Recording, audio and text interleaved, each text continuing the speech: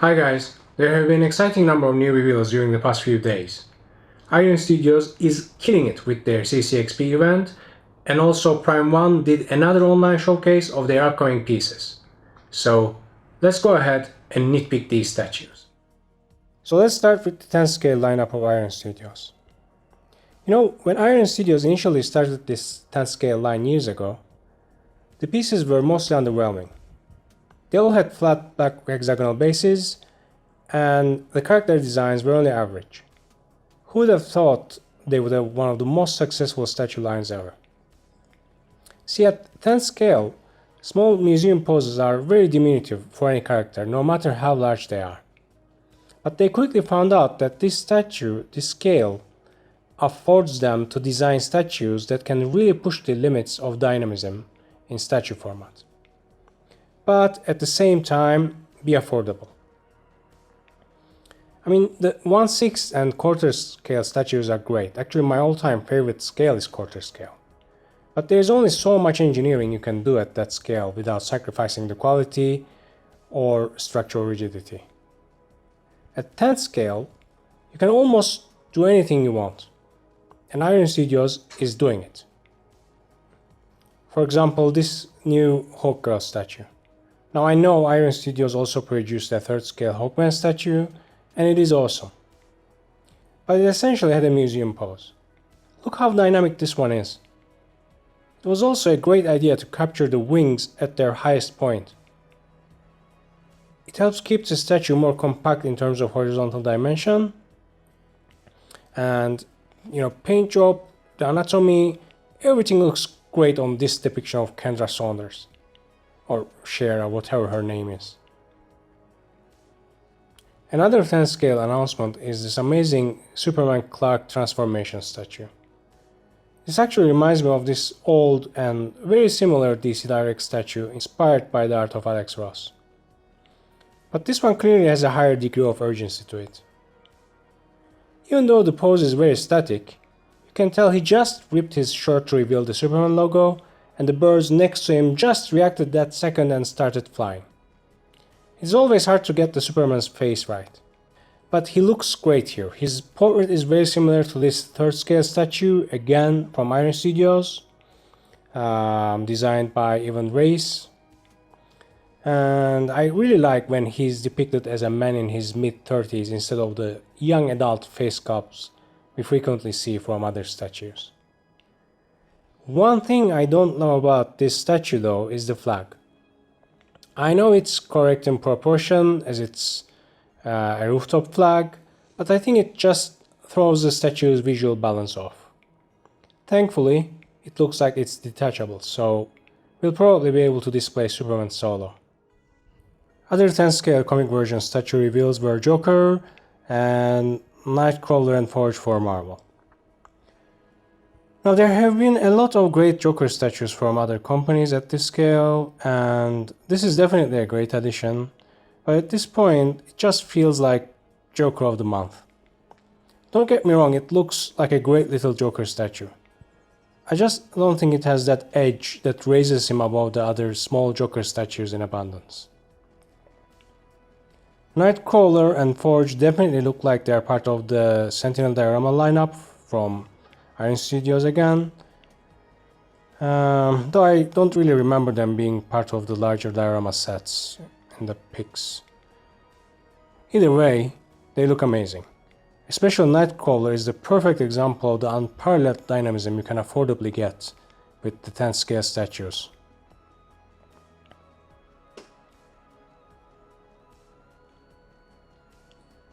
Looking at the movie-based 10th scale statues they announced, to everyone's surprise, they put out not one, but 2 statues from Tim Burton's Batman Returns. Michelle Pfeiffer Catwoman looks good, if a little too minimalistic. I mean, there's nothing wrong with it. Her anatomy, the costume, face sculpt, all looks great.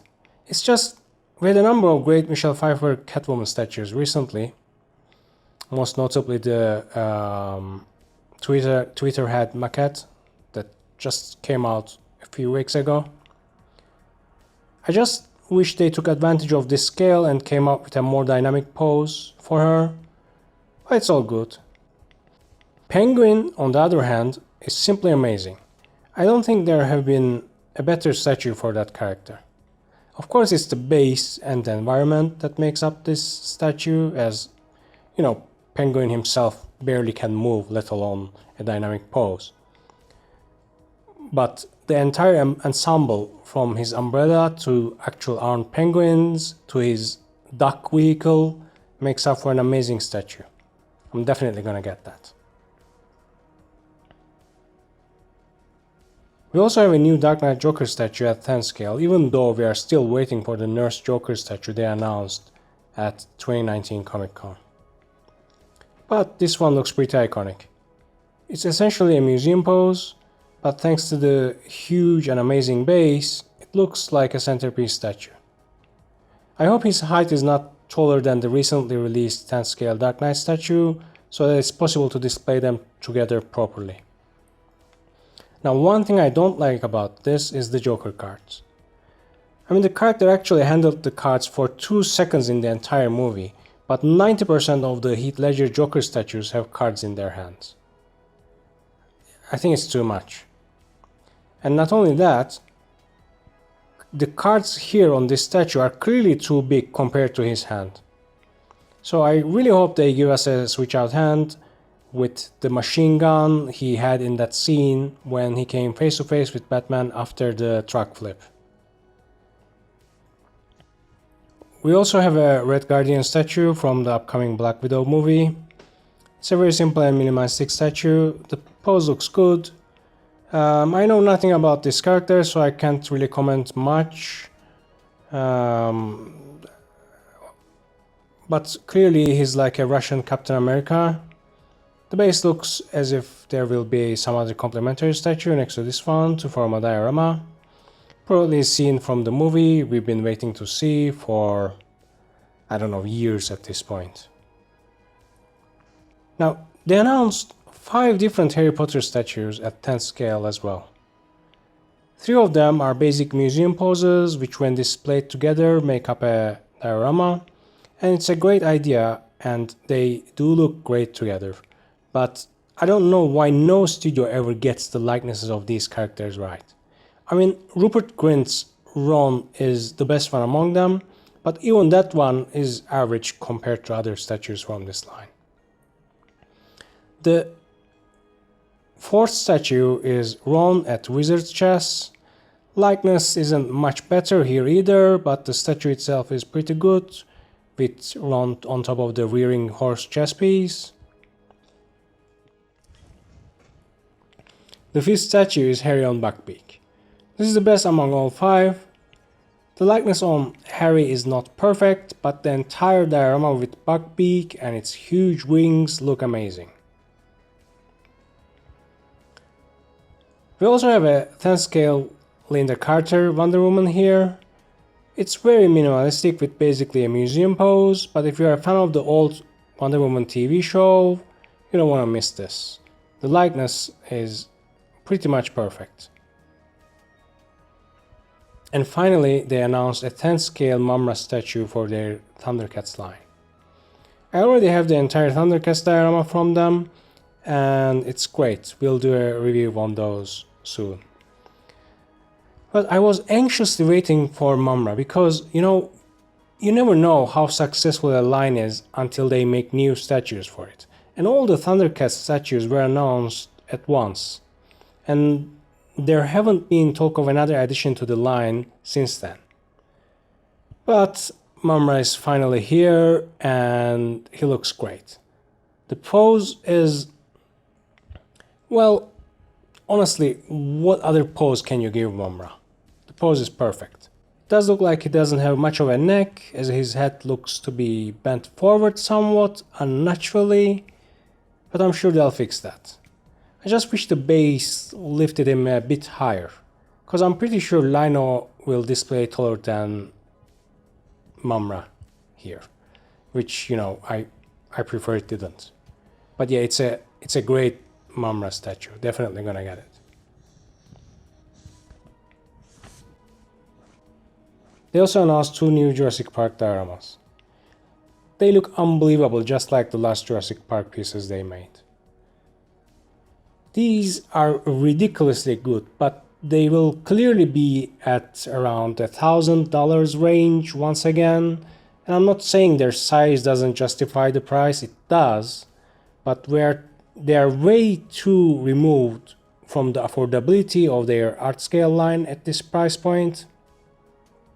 So yeah, but they are amazing.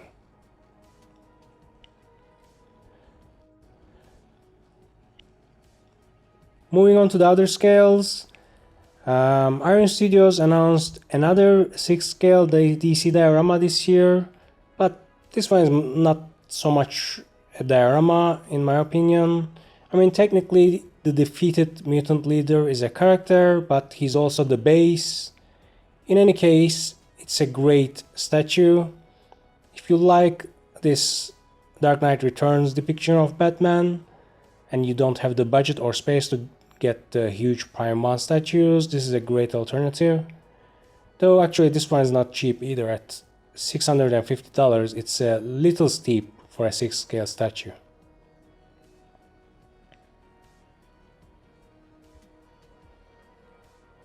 There were 3 new announcements at quarter scale as well. There's a Mandalorian and the Child statue to rival Sideshow's premium format, and it is much better than that statue. I mean, mostly better. The body language of Mando is certainly much better. The walking pose of Sideshow looked way too forced and unnatural, but on this one looks like any walking scene from the show.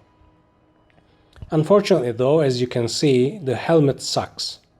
It's simply too narrow at the top, and the child's eyes are a bit too bright. But that's not a deal breaker. The helmet is the deal breaker. If they fix that, this will easily be the best Mando statue at this scale. If they don't, well, I would avoid it. Black Widow quarter scale statue. I think this is one of the best statues they announced this year. I mean, she looks stunning. The pose, the body language, it's spot on Black Widow. Her face is great as well. For some reason, companies can rarely capture the likeness of Scarlett Johansson in statue form. Even Hot Toys, which is usually the gold standard in head sculpts, struggled a number of times. I think they released 7 action figures of Black Widow and only 2 or 3 of them captured her successfully. Now the version of Black Widow depicted here is Iron Man 2 version, which is actually my least favorite version of her. I much prefer her Civil War look.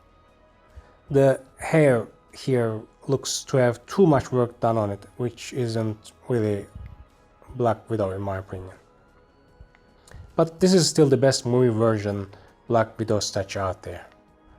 My only complaint is the base. It's very generic and without character. But the biggest problem is its colors. I think all that green, orange and yellow colors makes the entire statue look cheap. This is very easily fixable, and I really hope they do it, because it's a great statue. And we have another Stan Lee statue. It's a very good statue, and with its museum pose it almost looks like a memorial statue. The anatomy, the head sculpt, it's the perfect Stan Lee. But I also think the 10 scale Stan Lee statue they announced earlier this year is much more Stan in pose. Remove the head on this one and it can be any human character doing the superhero pose, hands on waist. And the switch out Spidey arms look way too forced on this statue with its very stiff upright museum pose. But the head sculpts, one neutral and one smiling, are great. So I would get this statue if it wasn't $800, which doesn't make sense at all. I mean, it's the easiest of body sculpts. It's the same price as quarter scale Captain America and Thor statues from Endgame. That's all the major announcements from Iron Studios. Now let's look at the other side of the pond.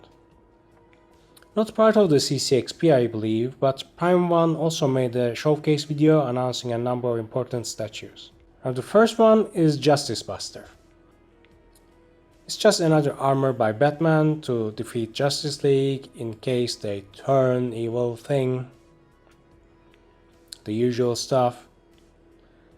It's too much Transformers for my taste, but it's an imposing statue. Its base has the costume parts of the defeated Justice League members, and it even comes with a full-size Batman. Yes, this is essentially a gigantic diorama piece. Quarter-scale diorama piece. Batman himself looks good. The costume is clearly influenced by Arkham games. The head sculpt is a hybrid of Jim Lee and Greg Capullo drawing styles, and I like it. But the logo is terrible. I think it's a Greg Capullo inspired design, who illustrated the Batman Endgame storyline this statue was actually based on. And Greg Capullo is a great artist, but this logo sucks. You also have the option to display this statue with Batman inside the armor, which is great. Prime 1 also announced a Frodo and Gollum statue for their quarter-scale Lord of the Rings line with Aragorn, Legolas and Sauron. They're all very impressive and feature spot-on likenesses, which is not something we come to expect from Prime 1 unless the characters are comic-based. I think these surpass any Weta statue in detail. But if you could get only one of these, I think the new Frodo and Gollum statue is the best one.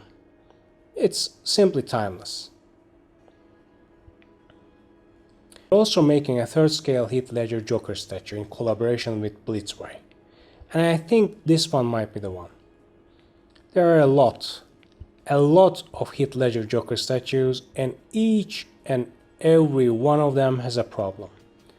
Prime 1's own half-scale Joker lacked the likeness, so did the recent Queen Studios one and the Sideshow Premium format.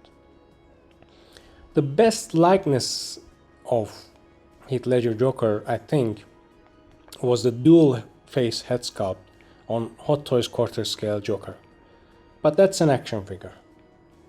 This statue though, now granted we are looking at it through some very aesthetically pleasing lighting, but it looks to have succeeded. And it also has movable eyes, as you can see.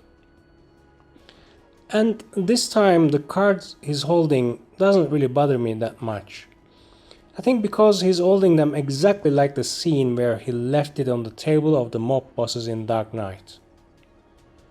This Joker statue is the one to look out for.